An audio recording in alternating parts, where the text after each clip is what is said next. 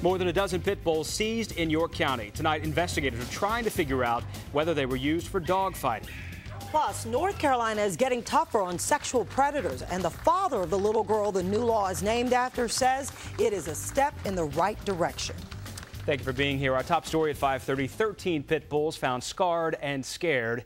And now investigators tonight are looking into whether they were used for dog fighting. WCNC reporter Anjanette Flowers took our mobile newsroom to Rock Hill, where those dogs are getting treatment, and doctors are trying to determine if they were abused. 3 different dogs, all with very different temperaments, but perhaps the same story. The animals themselves and the way they were being kept independently, and just the nature of pit bulls, the way they were, and some of the scarring had indicated that they possibly had fought before. 3 of the dogs are being kept at the York County Animal Shelter, while the other 10 are at temporary housing somewhere else. Deputies from the York County Sheriff's Office found them Friday while looking for a person of interest in a larceny case.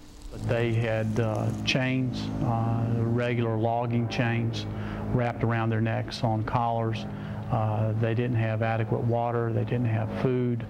This is one of the dogs about to undergo a medical evaluation, as all of them will, to determine their exact medical condition and whether or not they were indeed used for dog fighting.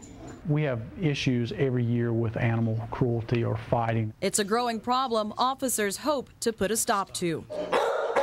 Well, and that's why they end up keeping them chained independently, because they can't put them together because of the nature of the animal itself. They will fight.